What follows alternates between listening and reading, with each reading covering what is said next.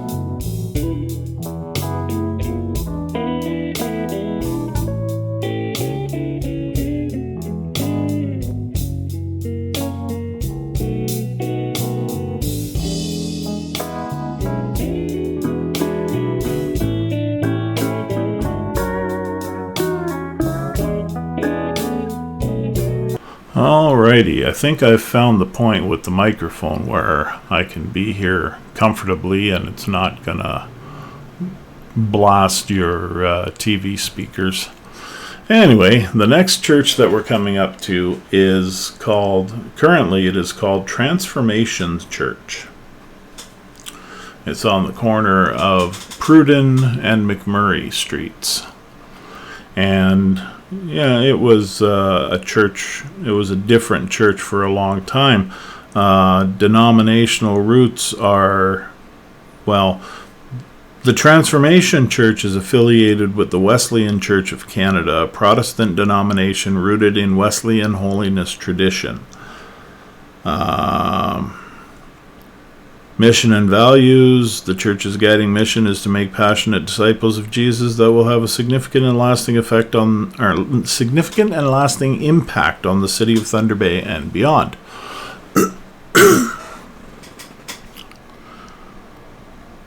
I remember this place when I was a kid. I used to walk past it all the time on my way to and from school. It was Knox Church back then, as you can see on the cornerstone. Nowadays, it's Transformation Church. So I got a good picture of the sign for you there. Let's see. In recent years, Transformation Church has engaged in local outreach, street outreach, life group launches, healing summits, and neighborhood barbecues. That's kind of cool. They also regularly share sermons and host events indicating an active and growing community presence. Cool. Next, we're going to be moving on to Trinity Lutheran Church. That's the one. Okay, so I'm kind of winging it on this one because Trinity Lutheran Church, there's actually two of them in Thunder Bay. One of them is on, I guess it would be Waverly Street. It's right on the corner of Waverly and Algoma, I believe, is the one I'm thinking about, or possibly a little further up Waverly Street. I can't remember which one is which. But ChatGPT has absolutely no information on the one that's located on May Street. So I can't really give any history of it, but obviously there are pictures. And I'm going to show you them pictures. And then we're going to carry on. And we're going to move on to the next church on the list. But for now, here we are pulling up on the side of Trinity Lutheran Church. And ChatGPT shows a picture of it. It says it's at 560 May Street North, but it doesn't seem to know anything about it. So anyway, that's the front door of the church, and as you can see, it says Trinity Lutheran Church right over the door, 560 North May on the mailbox. It's a nice tower they've got there too. I wonder how many churches in town actually still have bells in their towers as opposed to speakers that play electronic bell sounds. I think St. Andrew's down on Brodie Street, which we did in part 2, I think we did that. And I think they actually have bells in their tower. But I think they've got some type of motorized system for it to ring the bells. Anyway, that'll do it for Trinity Lutheran Church because I don't know what to say about it because I don't have any information on it. So we shall move along to the next.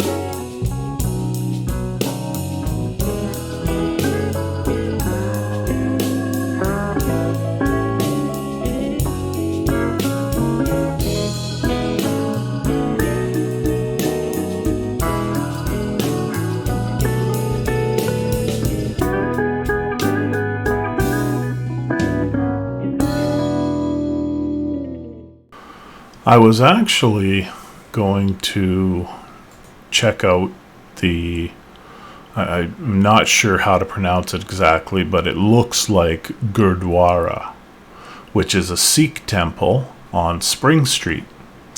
And I was going to check it out and get some pictures of it, but there's like nowhere to park on this street unless I turn around and park on the other side. And I it's such a narrow street, I can't do it there. I would have to go to the end of the street and turn around there, and I just didn't feel like it, so I decided to just... Because, I mean, there's nothing spectacular about its architecture or anything like that. It's a fairly plain building. So I decided to just move on and head over into the East End, where we got our last two churches, St. Peter's and the Ukrainian Catholic Transformations Church or something like that. Anyway, we'll see when we get there.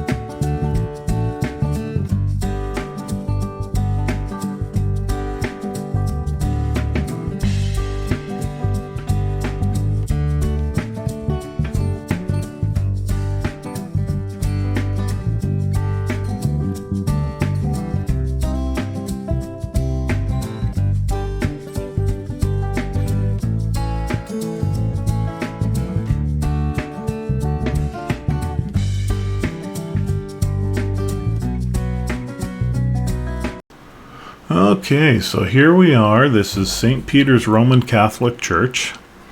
The parish of St. Peter's was established in 1906 to serve the growing Slovak Catholic community in the area. In 1907, as the original building neared completion, it tragically burned down.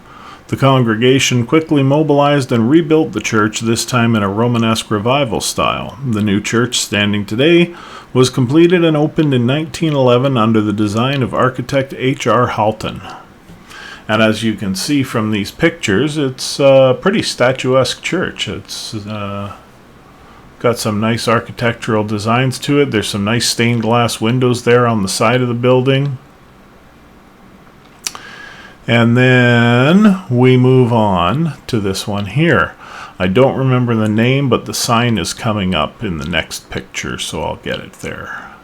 And it is Transfiguration of Our Lord Jesus Christ Ukrainian Catholic Church. I'm pretty sure that's not the name it's always had, but that's a lot to type into ChatGPT, and I can't really do it right now and still edit the video, so I guess we're just going to go with what we've got. I liked that window up there. I wanted to get a picture of that. That turned out nice. And then these the tower tops, I don't know what you call them, but those are cool. It's kind of a Slovak architecture, Ukrainian, Russian, I'm not sure. Ukrainian, I guess, obviously, because it's a Ukrainian church, duh. Anyway, that's about it for our churches today, so I'm going to throw you over to Gary, and then I'll see you when I get back to the house.